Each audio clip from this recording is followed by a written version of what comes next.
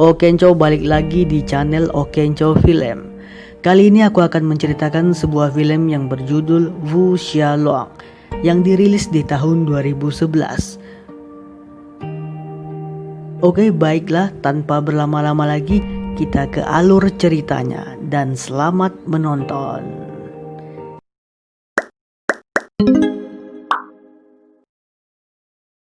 Film ini akan menceritakan tentang seorang pria sekaligus ayah yang memiliki seorang istri dan 2 orang anak.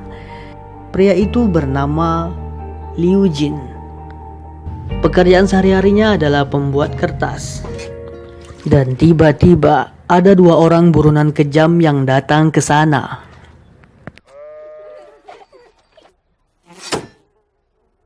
Orang tersebut memaksa dan memalak si penjual kelontongan tersebut.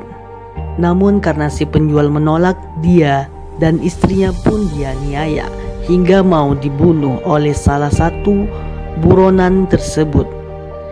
Liu yang bersembunyi di belakang meja dan sedikit ketakutan, dia galau apakah akan menolong atau tidak.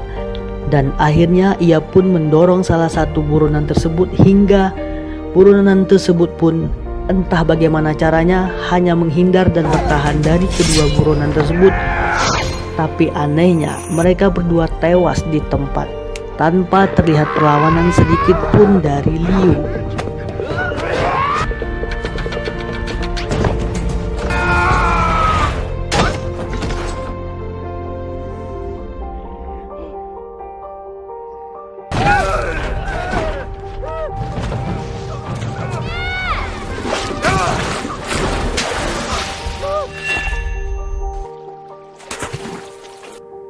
Apakah ini sebuah kebetulan atau sekadar keberuntungan? Tak lama kepolisian pun datang tempat kejadian perkara tersebut. Pria ini bernama Bai Jun. Dia merupakan seorang detektif seperti detektif Conan pada waktu itu. Bai Jun memiliki sebuah hipotesis atau dugaan sementara di mana ia yakin bahwa Liu bukanlah orang yang sembarangan. 两个眼睛充血，从身体太阳穴受到重创，太阳控制人的心跳，像皮下底层的迷走神经，一定武功非凡。我只想到江湖上失踪人。 Mulailah dia menginvestigasi penduduk setempat guna mengumpulkan informasi mengenai sosok Liu dan didapatkan sebuah kesimpulan bahwa Liu adalah seorang pendekar sekaligus ahli dalam membunuh.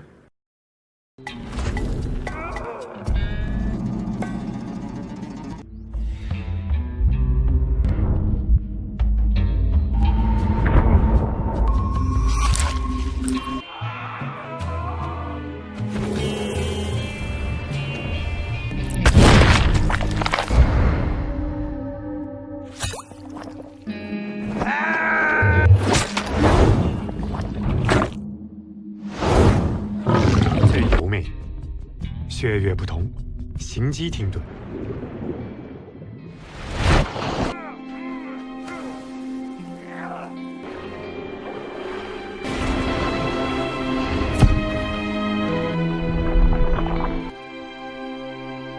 刘金熙，你到底是啥子人？ Di sisi lain, Bai Jun sendiri ternyata memiliki tubuh yang sekarat karena masa lalunya dia pernah diracuni oleh seseorang dan seseorang tersebut melakukan kejahatan meracuni makanannya, sehingga seumur hidupnya Bai Jun harus membuat tubuhnya bertahan hidup dengan cara menusukkan jarum tepat guna mengendalikan racun yang ada di dalam tubuhnya. Dengan semua informasi dan keyakinan yang dimilikinya, Bai Jun pun meminta izin kepada Liu Ji untuk mengikuti aktivitas sehari-harinya. Di mana saat Liu Jin berjalan, dia menemukan fakta menarik bahwa ternyata cara bernafas Liu Jin lebih efisien dan teratur dibandingkan dengan orang pada umumnya. Dan lalu pada saat melewati jembatan dan dengan sengaja, Bai Jun membuat Liu Jin jatuh ke bawah sungai. Dan lagi-lagi ditemukan sebuah fakta menarik, di mana Liu Jin mampu meringankan badannya dan tertahan pada sebuah ranting pohon, yang secara logika ranting tersebut seharusnya tidak mampu menahan bobot tubuh seseorang. Singkat cerita, saat mereka sedang mengobrol, akhirnya Liu berkata jujur mengenai masa lalunya. Bercerita bahwa 10 tahun yang lalu dirinya pernah membunuh seseorang dengan parang di tempat pemotongan hewan milik ayahnya. Pada saat itu dia melakukan hal tersebut karena disuruh oleh ayahnya sendiri. Dia mengakui bahwa dirinya adalah seorang pembunuh di masa lalunya. Namun sekarang kini dia sudah bertobat untuk memulai kehidupan yang baru bersama keluarganya. Dan keesokan harinya Bai Jun kembali menemukan sebuah fakta yang baru, di mana saat Liu sedang berada bersama para warga, fakta mengejutkan, hanya Liu saja yang tidak dihinggapi oleh seekor lalat, yang secara logikanya pada saat itu sangat aneh. Bai Jun pun semakin hari semakin curiga, kemudian menemui salah satu temannya yang merupakan seorang polisi, dengan tujuan untuk menanyakan informasi mengenai pembunuhan di tempat potong hewan 10 tahun yang lalu. Dan faktanya, semua yang diceritakan bertolak belakang dengan kenyataan, yang dimana pemilik tempat pemotongan hewan tersebut dibunuh oleh anaknya, sehingga bisa diambil kesimpulan bahwa Liu berbohong. Akhirnya Bai Jun pun tidak putus asa dan terus mencari informasi lebih dalam lagi mengenai Liu. Dan akhirnya ditemukan bahwa Liu adalah seorang anak tua kelompok pembunuh paling kejam saat itu.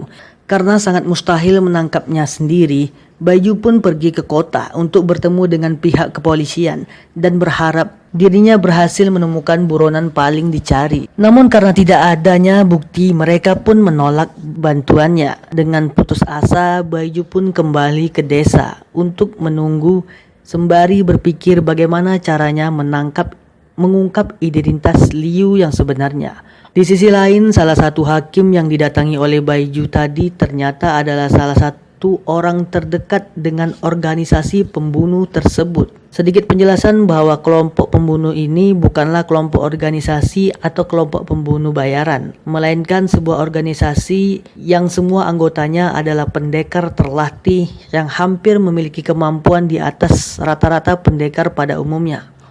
Namun faktanya, kemampuan mereka jauh di bawah kemampuan Liu, yang merupakan seorang anak dari ketua organisasi tersebut. Si ketua pun menyuruh anak buahnya untuk membawa Liu pulang.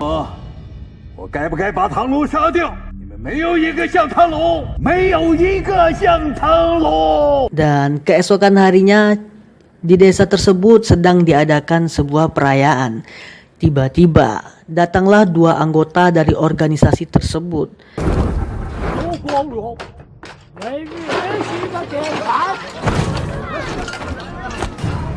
Mereka memaksa Liu untuk mengakui bahwa dirinya adalah Tianlong.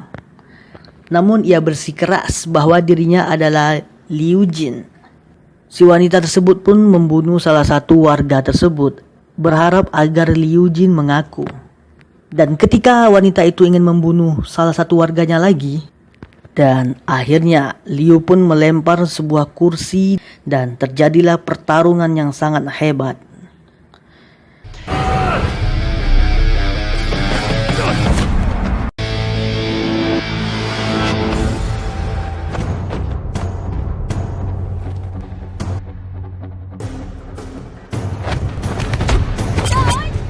Di mana salah satu anak buah tersebut mati dengan jurus 1000 pukulan.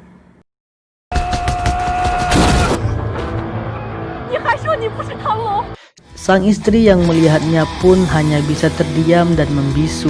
Dan akhirnya Liu pun menggiring wanita itu untuk bertarung di sebuah kandang kerbau yang tak jauh dari sana. Disitulah kembali terjadi sebuah pertarungan sengit yang pada akhirnya dimenangkan oleh Liu.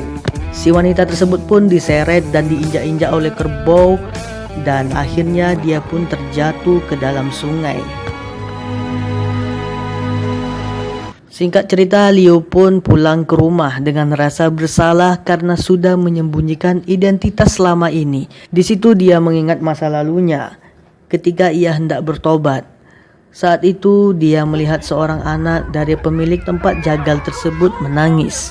Hal tersebut membuat hati Liu akhirnya iba kepada orang tersebut dan memutuskan untuk hidup normal dan bertobat. Keesokan harinya, organisasi pemburu tersebut akan mendatangi desa tersebut.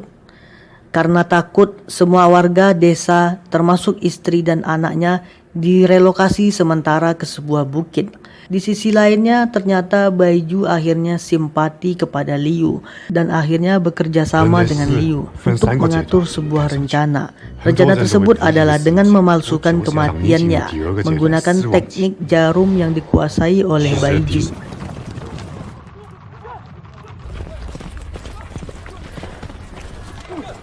Namun rencana tersebut harus gagal karena Liu tersadar tepat saat para anggota tersebut sudah mengepungnya.